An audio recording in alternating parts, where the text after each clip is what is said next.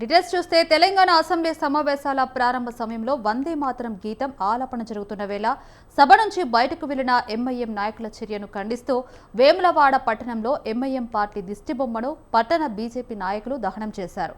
భారతదేశంలో ఉండాలంటే వందే మాతరం గీతాన్ని తప్పనిసరిగా గౌరవించాల్సిందేనన్నారు. అసెంబ్లీ వంటి గౌరవప్రద వేదికలో ఇలాంటి చర్యలు చేయడం తగదని, బాధ్యులపై ప్రభుత్వం చర్యలు తీసుకోవాలని డిమాండ్ చేశారు.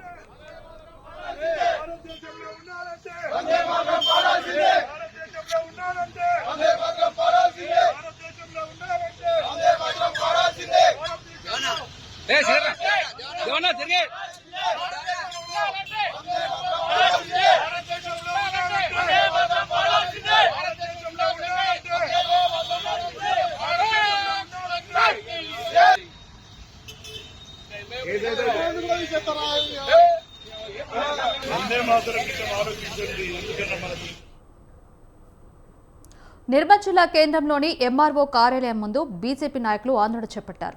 కాంగ్రెస్ ప్రభుత్వానికి వ్యతిరేకంగా నినాదాలు చేశారు. ఎన్నికల సమయంలో ముఖ్యమంత్రి రేవంత్ రెడ్డి ఇచ్చిన 420 హామీలు 6 గ్యారంటీలను వెంటనే అమలు చేయాలని డిమాండ్ చేశారు. ఎన్నికల సమయంలో ప్రజలకు ఎన్నో హామీలు ఇచ్చి ముఖ్యమంత్రి రేవంత్ రెడ్డి గద్దెనెక్కిన అనంతరం అన్ని మర్చిపోయారని ఆగ్రహం వ్యక్తం చేశారు.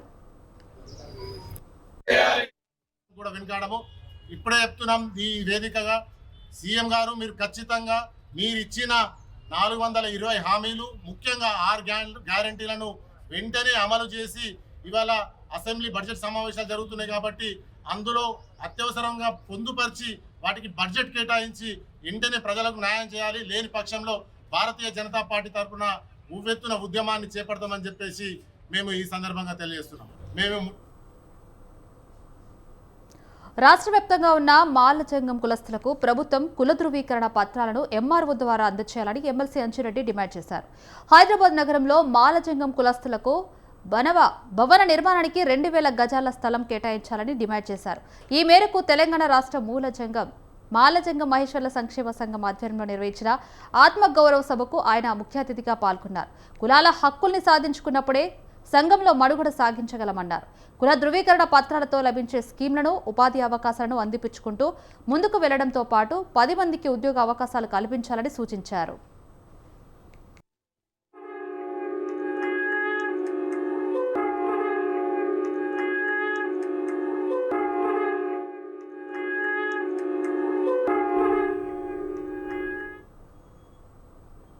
తిరుపతిలో వైసీపీ నేతలపై పెట్టిన ఎస్సీ ఎస్టీ కేసులు ఎత్తివేయాలని డిమాండ్ చేశారు. మాజీ మంత్రి అంబటి రాంబాబు తిరుమల తిరుపతి వెంకటేశ్వర స్వామి అంటే చంద్రబాబు నాయుడికి భయం భక్తి లేవన్నారు. బిఆర్ నాయుడు తన పదవికి రాజీనామా చేయాలని డిమాండ్ చేశారు. ఈ మేరకు గుంటూరులో రాజ్యాంగ నిర్మాత అంబేద్కర్ విగ్రహం ఎదుట వైసీపీ నిరసన చేపట్టారు.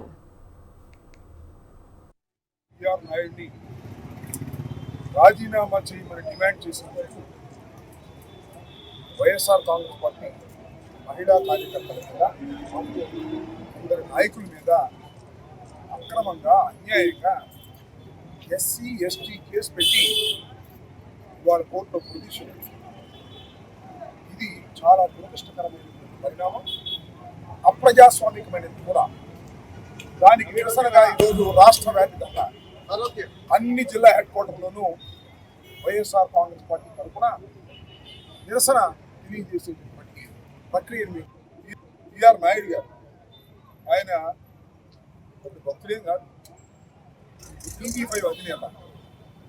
టీవీ5 చంద్రబాబు నాయుడు గారికి ఎన్నికల్లో ఊడిగం చేసిందని ఆయనకి పవిత్రమైనటువంటి తిరుమల తిరుపతి దేవస్థానపు చైర్మన్గా వారు నియమిస్తే ఆయన మీద వచ్చిన ఆరోపణలు మీరు చూశారు కదా. ఈ మధ్యకాలంలో అన్ని టీవీలో, సోషల్ మీడియాలో ఆయన చేసినటువంటి అకృత్య, ఆయన చేసినటువంటి లైంగిక వేధింపు తీవ్రంగా ప్రచారం జరిగింది. ముందేమంటాడు, ఇదేమో మార్ఫింగ్ అన్నాడు, తర్వాత ఏమో దీనిలో ఏమో తప్పే ఉందన్నాడు. ఈ రకంగా సమర్థించుకునే కార్యక్రమం చేస్తున్నాడు. కానీ ఆ పవిత్రమైనటువంటి తిరుమల తిరుపతి దేవస్థానానికి చైర్మన్గా చేసే అర్హత లేదని గ్రహించక రాజీనామా చేశాడు. దాన్నే బట్టి కూర్చున్నాడు. సరే, ఆ బిఆర్ నాయుడికి బుద్ధి లేకపోయింది, చంద్రబాబు నాయుడు కన్నా బుద్ధి లేదు. చంద్రబాబు నాయుడు అయినా రాజీనామా చేయించవచ్చు కదా, రాజీనామా చేయించే ప్రశ్న లేదు. మొత్తం టోటల్గా తిరుమల తిరుపతి దేవస్థానాన్ని కడప జిల్లా గ్యాస్ సరఫరాపై కొన్ని సామాజిక మాధ్యమాల్లో వస్తున్న వదంతులు నమ్మవద్దని, అందులో ఏ మాత్రం వాస్తవం లేదని జిల్లా జాయింట్ కలెక్టర్ డాక్టర్ నిధి మీనా తెలిపారు. జిల్లాలోని 58 గ్యాస్ ఏజెన్సీలకు ప్రత్యేక అధికారులను నియమించినట్లు తెలిపారు. అసత్య ప్రచారాలను నమ్మి వినియోగదారులు ఆందోళన చెందాల్సిన అవసరం లేదన్నారు. ఇక వినియోగదారుల అవసరాలకు తగిన విధంగా ఎల్పీజీ నిల్వలు అందుబాటులో ఉండేలా పటిష్ట చర్యలు చేపట్టామని తెలిపారు. There are 58 agencies. There are 58 agencies. Out of 58 agencies, 37 are supplied through IOCL. There are 8 through Bharat Petroleum BPCL, and there are around maybe 10 to 12, around 11 to 12 or 12 to 13 through HPCL. So we have 3 OMCs. We have BPCL, HPCL, and IOCL. And we have 58 agencies. So మన జిల్లాలో మనము head office instructions ప్రకారం system establish చేసాము. మన జిల్లాలో ఒకటి control room establishment జరిగింది. That control room in charge is ASO Chandrika garu. ఆ కంట్రోల్ రూమ్ నుండి మనము గ్రీవాన్సెస్ కలెక్ట్ చేస్తున్నాము. Then we will also be using the control room to actively call the consumers to take the Markapuram జిల్లా గిద్దలూరు పట్టణానికి చెందిన ఆస్తి పన్ను బకాయిదారులకు ఆంధ్రప్రదేశ్ ప్రభుత్వం భారీ ఊరటనిచ్చిందని మున్సిపల్ కమిషనర్ ఈవీ రమణబాబు తెలిపారు. ఏళ్ల తరబడి పేరుకుపోయిన ఇంటి పన్ను బకాయిల మీద పడిన వడ్డీలో 50% రాయితీని కల్పిస్తూ ప్రభుత్వం ఉత్తర్వులు జారీ చేసినట్టు తెలిపారు. ఈ అద్భుత అవకాశాన్ని గిద్దలూరు పట్టణ ప్రజలు ఉపయోగించుకోవాలని కోరారు. ఆంధ్రప్రదేశ్ రాష్ట్ర ప్రభుత్వం వారు ఆస్తి పన్నుల మీద 50% వడ్డీ మాఫీ చేస్తూ రాత్రే GOMS నెంబర్ 58 ద్వారా ఉత్తర్వులు జారీ చేస్తున్నారు. కావున గిద్దలూరు పట్టణంలో ఆస్తి పన్ను బకాయిలు చెల్లించవలసిన వారందరూ కూడా ఈ 50% వడ్డీ రాయితీని సద్వినియోగం చేసుకుని మార్చి 31వ తేదీలోపు ఆస్తి పన్నులు, నీటి పన్నులు, ఖాళీ స్థలం పన్నులు, ఆక్రమణ పన్నులు, అలాగే ట్రేడ్ లైసెన్సులు ఇవన్నీ కూడా చెల్లించవలసిందిగా కోరుచున్నాము. సెలవు దినములలో కూడా అంటే ఆదివారాలు కావచ్చు, పండగలు కావచ్చు, ఆ రోజుల్లో కూడా పురపాలక సంఘ కౌంటర్ తెరవబడే ఉంటుంది. అలాగే సచివాలయ సిబ్బంది కూడా ప్రతిరోజు ఈ ఆస్తి పన్నుల వసూలు మీద విధులకు హాజరవుతున్నారు.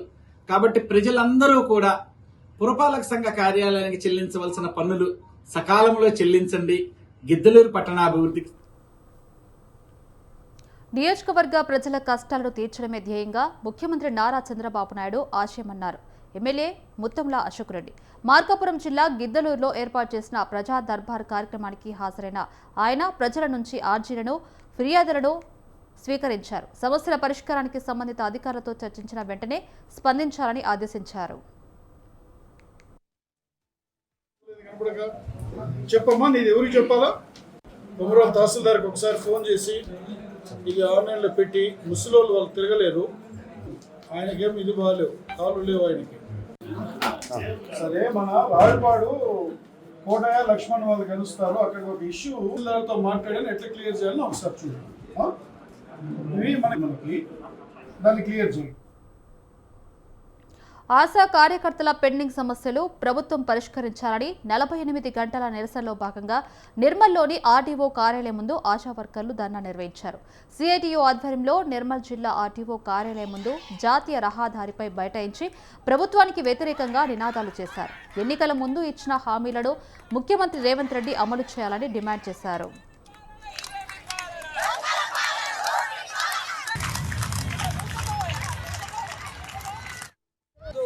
ఆశా వర్గాలు 48 గంటల ధర్నా కార్యక్రమం నిర్వహించడం జరుగుతుంది. ఇక్కడనే వంట వరకు రాత్రి బస కార్యక్రమం, ఇంకా దోమల్లో ఆశా వర్గాలు పడుకోవడం జరిగింది. రాష్ట్ర ప్రభుత్వం ఎన్నికల్లో ఇచ్చిన హామీని నెరవేర్చాలని, అమలు చేయాలని సిఐటి రాష్ట్ర కమిటీగా ఈ ప్రభుత్వాన్ని డిమాండ్ చేస్తున్నాం. ఇప్పటికే ఎన్నికల మేనిఫెస్టోలో ఈ రాష్ట్రంలో ఉన్న ఆశా వర్గాలకు 18,000 రూపాయలు పెంచుతామని రాష్ట్ర ప్రభుత్వము, కాంగ్రెస్ ప్రభుత్వం ఎన్నికల్లో హామీ ఇవ్వడం జరిగింది. ఆ హామీని అమలు చేయాలి. అదేవిధంగా ఈ అసెంబ్లీలో ఆశాలకు జీతం పెంచుతున్నట్టు బడ్జెట్ గా కేటాయించాలని సిఐటిగా ఈ ప్రభుత్వాన్ని మేము కోరడం జరుగుతుంది.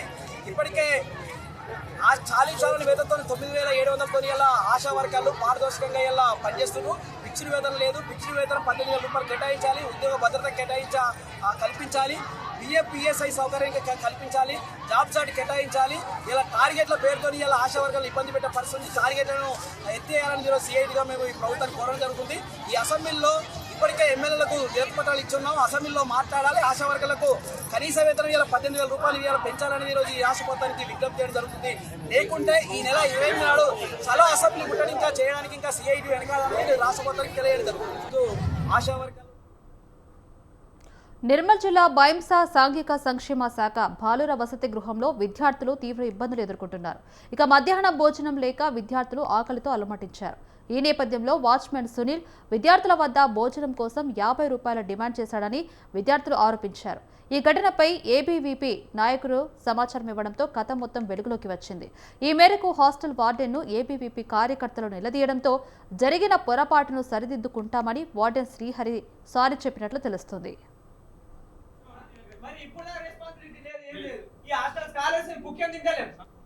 అడుగుతున్నా సార్, మీరు వార్డెన్ గారు సార్, మీ యొక్క భయం లేకుంటే ఇవాళ వాళ్ళు మీ భయం ఉంటే పెడతారు కదా సార్. మీ భయం ఉంటే వాళ్ళు పెడతారు. మీరు వార్డెన్ ఏంది, మీరు ఎందుకు పెడతారు? వాచ్మెన్ ఎందుకు పెడతారు? కామాటిని ఎందుకు పెడతారు? మీరు అందరిని ఎందుకు పెడతారు సార్? మీరు కాళ్ళు మొక్కుడు కాదు సార్, మీరు అర్థం చేసుకోండి. మీ యొక్క భయం ఉంటే ఈ రోజు హాస్టల్ అనేది యాక్సిడెంట్ అయింది కాబట్టి కాలు మొక్కుతున్నా సార్, లేకపోతే నేను చేయకపోతుంది సార్. ఎందుకంటే యాక్సిడెంట్ మీ భయం సార్, వాళ్ళకి మీ భయం అయింది కాబట్టి కొద్దిగా అంటే మీరు డబ్బులు అడిగిలా పిల్లలకు? పిల్లలకు అడగలేదు సార్ నేను డబ్బులు. ఒక 50 రూపాయలు సార్ వచ్చిన తర్వాత అడిగిస్తా. అదే అన్న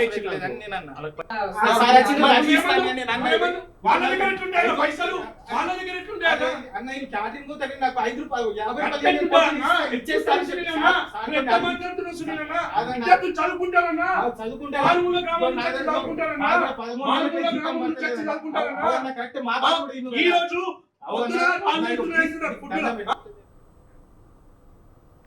మార్కాపురం జిల్లా తుమ్మల చెరువు జెడ్పీహెచ్ ఉన్నత పాఠశాలలో విధుల నిర్వహణపై వివాదం నెలకొంది. పాఠశాల నైట్ వాచ్మెన్ ఫిబ్రవరి 22 నుంచి మార్చి 8 వరకు విధులకు దూరంగా ఉన్నారని గ్రామ విద్యా కమిటీ సభ్యులు ఆరోపిస్తున్నారు. ఈ విషయంపై ప్రధానోపాధ్యాయులను ప్రశ్నించినప్పటికీ సరైన సమాధానం ఇవ్వలేదని వారు తెలిపారు. నైట్ వాచ్మెన్ ఈ నెల 13 నుంచి సెలవులో ఉన్నట్లు ప్రధానోపాధ్యాయులు తెలిపినట్లు కమిటీ సభ్యులు తెలిపారు. అయితే ఆ వ్యక్తి విధుల్లో చేరి దాదాపు 2 నెలలు అవుతున్నప్పటికీ విద్యా కమిటీకి సమాచారం ఇవ్వకుండా సెలవు ఎలా మంజూరు చేశారని వారు ప్రశ్నిస్తున్నారు. ఈ అంశంపై విద్యాశాఖ ఉన్నతాధికారులు విచారణ చేపట్టి ప్రధానోపాధ్యాయులు నైట్ వాచ్మెన్పై తగిన చర్యలు తీసుకోవాలని డిమాండ్ చేశారు. మార్కాపురం జిల్లా ప్రధాన కేంద్రంలో మార్కాపురం పట్టణంలో ఈ ప్రజా సమస్య వేదికల్లో తుమ్మలచెరు గ్రామానికి జెడ్పీ స్కూల్కు సంబంధించినటువంటి ప్రధాన ఉపాధ్యాయులు మరియు నైట్ వాచ్మెన్ తమ విధులు సక్రమంగా నిర్వహించడం లేదని మేము ఈ విషయంలో మన మార్కాపురం సబ్ డివిజన్ కలెక్టర్ గారికి ఒక వినతి పత్రం అయితే ఇవ్వడం జరిగింది. అదేంటంటే మన తుమ్మలచెరు గ్రామానికి ఉన్నటువంటి ఆ స్కూల్లో దాదాపు 20 నుండి 30 లక్షలకు పైగా ప్రభుత్వానికి మరియు ఆ స్కూల్కి చెందినటువంటి ఆస్తులు మరియు దాదాపు 3 దశాబ్దాలకు పైగా ఆ స్కూల్లో చదువుకున్నటువంటి ఆ విద్యార్థులకు సంబంధించినటువంటి విలువైనటువంటి ఆ రికార్డ్స్ మరియు అదేవిధంగా ఇప్పుడు ప్రస్తుతం చదువుకున్నటువంటి ఆ పిల్లలకు చెందినటువంటి ఆ డాక్యుమెంట్స్ అందులో భద్రపరిచి ఉన్నారు. మీరు ఆ వ్యక్తి ఏ వ్యక్తికైతే మేము గతంలో కూడా ఆ వ్యక్తి గురించి అడగడం జరిగింది, ఆ వ్యక్తిపై ఎలాంటి చర్యలు తీసుకోనందున ఈరోజు మళ్ళా మేము గ్రివెన్స్లో అయితే ఇవ్వడం జరిగింది. ఈరోజు మార్కాపురం జిల్లా కర్నూలు జిల్లా ఎమ్మిగనూరు వెంకటాపురం కాలనీలో ఎక్సైజ్ అధికారులు ఆకస్మిక తనిఖీలు చేశారు. తనిఖీలో భారీగా ఎన్డీపీఎల్ మద్యం పట్టుబడింది. రిటైర్డ్ సైనిక ఉద్యోగి ఆంజనేయులు గుడిసెలో పన్ను చెల్లించని 55 బాక్సుల అరుణాచల్ ప్రదేశ్కు చెందిన మద్యాన్ని కనుగొన్నారు. బహిరంగ మార్కెట్లో పట్టుబడిన మద్యం విలువ 6.5 లక్షలు ఉంటుందని excise and prohibition superintendent Sudheer Babu తెలిపారు. అరుణాచల్ ప్రదేశ్లో చవకగా దొరికే మద్యాన్ని పన్ను చెల్లించకుండా ఏపీకి తరలించి ఇక్కడ వ్యాపారం చేస్తున్నట్టు అధికారి తెలిపారు. ఇప్పటికే ఇతనిపై 3 పాత కేసులు ఉన్నట్లు తెలిపారు. పట్టుపడ్డ మద్యాన్ని సీజ్ చేసి ముద్దాయి ఆంజనేయులపై కేసు నమోదు చేశారు.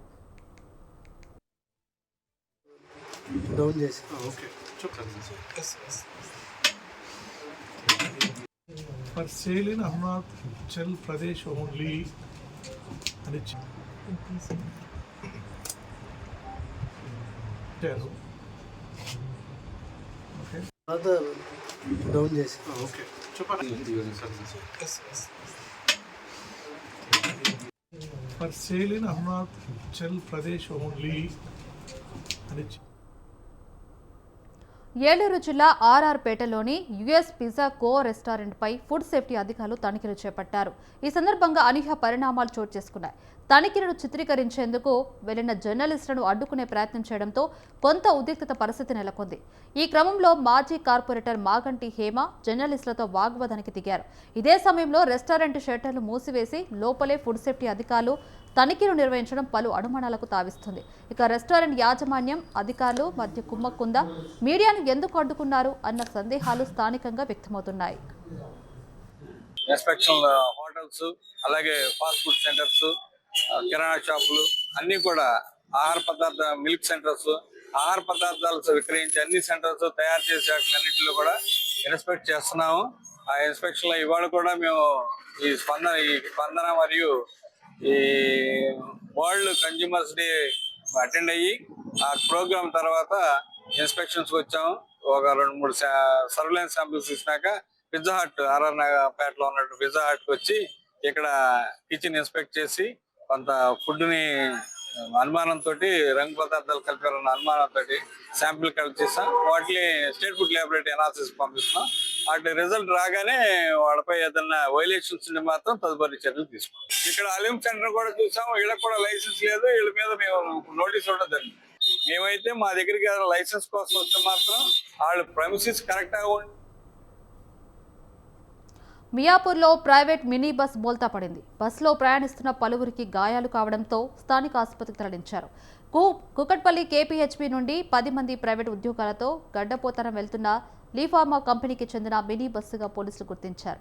అదుపు తప్పి బాచుపల్లి సమీపంలో మలుపు వద్ద బోల్తా పడింది. వీరిలో ఒకరి పరిస్థితి విషమంగా ఉన్నట్లు వైద్యులు తెలిపారు.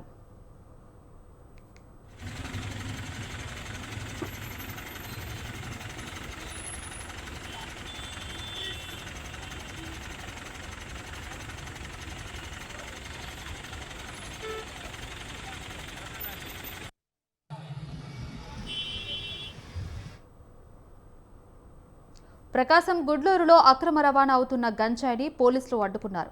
తనిఖీల్లో భాగంగా 19 కిలోల గంజాయిని స్వాధీనం చేసుకుని ఒకరిని అరెస్ట్ చేశారు. చెన్నైకి చెందిన సాయి కుమార్, చరణ్, సతీష్, జగదీష్ అనే వ్యక్తులు ఒడిశా నుంచి గంజాయి తెచ్చి చెన్నైలో విక్రయిస్తున్నట్టు పోలీసులు గుర్తించారు. గుడ్లూరు మండలం మోచర్ల సమీపంలో కార్లు అతివేగంగా వెళ్లి ఆటోను ఢీకొట్టారు. ప్రమాదంలో 2 మృతి చెందగా 6గురికి గాయాలయ్యాయి. ప్రమాదం అనంతరం గంజాయి సంచులను ముళ్ల పొదలో దాచిపెట్టి నిందితులు పరారయ్యారు. మార్నింగ్ టైంలో 6:40 ఆ ప్రాంతంలో వీరేపల్లి క్రాస్ రోడ్ దగ్గర యాక్సిడెంట్ ఒకటి జరగడం జరిగింది. 6 ముందు వెళ్తున్నటువంటి ఆటోని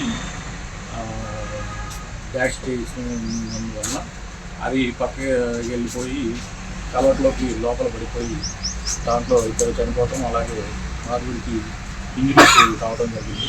వాళ్ళు హాస్పిటల్లో కోలుకుంటున్నారు. దాని మీద కేసు రిజిస్ట్రేషన్ జరిగింది. రిజిస్ట్రేషన్ చేసిన తర్వాత దాని గురించి ఎంక్వైరీ అనేది చేస్తూ దాని మొత్తం కార్డు మొత్తాన్ని కూడా చెక్ చేసి కారుకి సంబంధించినటువంటి డేటా అంతా కూడా తీసుకొని దాని మీద ఇన్వెస్టిగేషన్ చేయడం జరిగింది. ఆ ఇన్వెస్టిగేషను దాంట్లో ఫర్దర్గా మనకి ఇన్ఫర్మేషన్ రావడం జరిగింది. అలాగే ఈ డ్రైవరు ఎవరు, దీనికి సంబంధించిన అతను అనేది కూడా మనం ఐడెంటిఫై చేసుకుని మనకి 14వ తారీఖున మార్నింగ్ టైంలో 6:40 ఆ ప్రాంతంలో వీరేపల్లి. రాజన్న సిరిసిల్ల జిల్లా పట్టణ అర్బన్ పరిధి 10వ వార్డులో కోతుల బెడద రోజురోజుకు పెరుగుతుంది. ముఖ్యంగా రాజీవ్ నగర్, చిన్న బోనాల ప్రాంతాల్లో కోతుల దాడులతో ప్రజలు తీవ్ర భయాందోళనకు గురవుతున్నారు. వృద్ధులు, చిన్నపిల్లలు ఎక్కువగా ఇబ్బందులు పడుతున్నారని స్థానికులు చెబుతున్నారు. ఈ సమస్యపై స్పందించిన మాజీ కౌన్సిలర్ బొలగం నాగరాజు వినూత్నంగా ముందుకు వచ్చారు. కోతులను తరిమేందుకు చింపాంజీ డ్రెస్ను కొనుగోలు చేసి మున్సిపల్ శానిటేషన్ సిబ్బందితో కలిసి ప్రత్యేక కార్యక్రమం చేపట్టారు. ఈ చర్య ద్వారా కోతులను భయపెట్టి ప్రాంతం నుంచి తరిమివేయాలనే లక్ష్యంతో ఈ కార్యక్రమాన్ని నిర్వహించినట్లు తెలిపారు. సిరిసిల్ల మున్సిపాలిటీ 10వ వార్డులో మరి భూపత్నారు, ముష్టిపల్లి, చిన్న బోనాలలో మరి కోతుల బెడద చాలా ఇబ్బందికరంగా ఉంటున్నటువంటి తరుణంలో మరి మహిళలు, యువకులు పిల్లలు చాలా ఇబ్బంది. మరి వృద్ధులకు కూడా మరి వాళ్ళ పైన వెళ్ళి కరిసే అవకాశం ఉంది. కనీసం ఒక 2-3 కూడా కరిసింది కూడా. మరి దానివల్ల వైరస్ వచ్చే అవకాశం ఉందని చెప్పి ప్రజలు ఈ కోతుల బెడద చాలా ఉందని చెప్పి నా దృష్టికి తీసుకురావడంతో మరి గ్రామంలో ఉన్నటువంటి యువకులతోని మన యొక్క మున్సిపల్ సిబ్బంది జవాన్తో కలిసి ఈరోజు మరి యొక్క గొర్రెలాగా 2 డ్రెస్సులు తెప్పించి మరి గ్రామంలో ఉన్నటువంటి కోల్తురని మరి పారదోలడం కోసం యువకులందరితోని మరి కలిసి ఈరోజు ఈ యొక్క ప్రోగ్రాన్ని చేపట్టడం జరిగింది. దీన్ని సహకరించిన ప్రతి ఒక్కరు కూడా పేరు పేరున ధన్యవాదాలు తెలియజేస్తున్నాం. బాపట్ల జిల్లా పోలీస్ కార్యాలయంలో ఎస్పీ ఉమామహేశ్వర్ ఆధ్వర్యంలో మొబైల్ రికవరీ పంపిణీ మేళా నిర్వహించారు. జిల్లా వ్యాప్తంగా అన్ని పోలీస్ స్టేషన్ల పరిధిలో చోరీలకు గురైన మొబైల్ ఫోన్లను సాంకేతిక పరిజ్ఞానంతో రికవరీ చేస్తున్నామని తెలిపారు. ఇక 2026 ఫిబ్రవరి నెలలో చోరీకి గురైన 40.20 లక్షల రూపాయల విలువైన 201 మొబైల్ ఫోన్లను రికవరీ చేశామని తెలిపారు.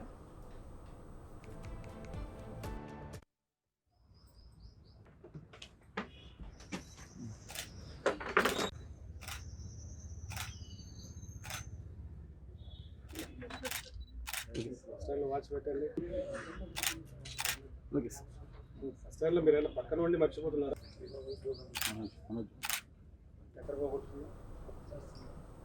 అన్ని పోలీస్ స్టేషన్స్ పరిధిలో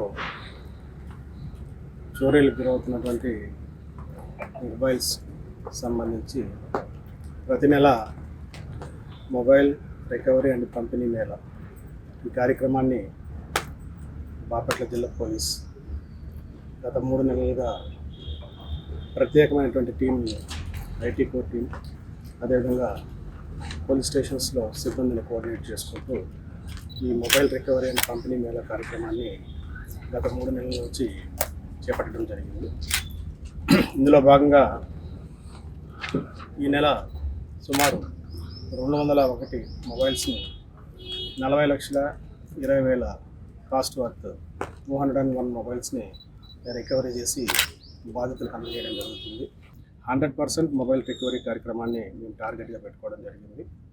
ఈ మొబైల్స్ సంబంధించి పర్చేస్ చేసేటప్పుడు సెకండ్ హ్యాండ్ మొబైల్స్ ఎటువంటి జాగ్రత్త తీసుకోవాలో, పబ్లిక్ కూడా వాళ్ళ యొక్క మొబైల్స్ యొక్క సేఫ్టీకి సంబంధించి కానీ ఆ మొబైల్స్ని భద్రపరచుకోవడం కానీ నిర్లక్ష్యంగా లేకుండా. కర్నూలు జిల్లా ఓర్వకల్లు మండలం కాల్వబుగ్గ శ్రీ బుగ్గరామేశ్వర స్వామి దేవస్థానంలో చోరీ జరిగింది. స్వామివారి వెండి నాగపడగ, ద్వారపత్ర అమ్మవారి వెండి పీఠము, సింహము చోరీకి గురయ్యాయి. మొత్తము 9.5 కేజీల వెండి వస్తువులు ఎత్తికెళ్లినట్లు గుర్తించారు. చోరీకి గురైన మొత్తం వస్తువుల విలువ సుమారుగా 8 లక్షల విలువ ఉంటుందని అంచనా వేశారు. సీసీ ఫుటేజ్ ఆధారంగా దుండగుల కోసం పోలీసులు దర్యాప్తు చేస్తున్నారు.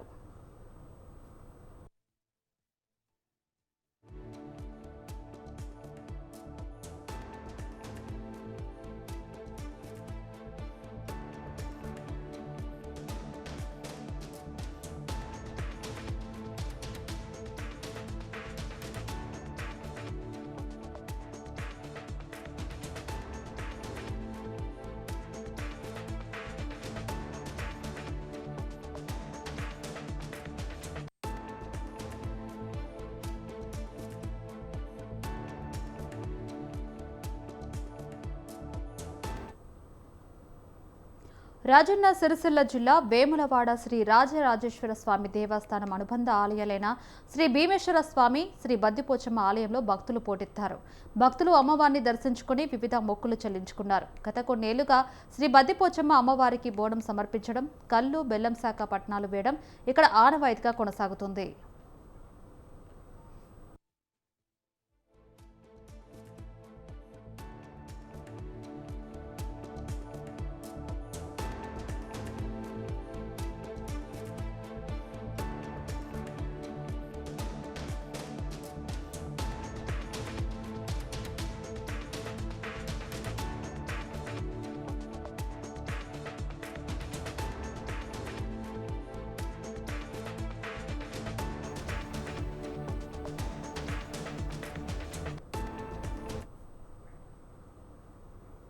తిరుపతిలోని శ్రీ కోదండరామస్వామి ఆలయంలో వార్షిక బ్రహ్మోత్సవాలు ధ్వజారోహణంతో వైభవంగా ప్రారంభమయ్యాయి. ఆలయ ధ్వజస్తంభం వద్ద అర్చకులు వేదమంత్రాల నడుమ ప్రత్యేక పూజలు నిర్వహించి గరుడ ధ్వజాన్ని ఆవిష్కరించారు. ధ్వజస్తంభంపై గరుడ పతాకం ఎగురవేయడం ద్వారా బ్రహ్మోత్సవాల ప్రారంభాన్ని అధికారికంగా ప్రకటిస్తారు.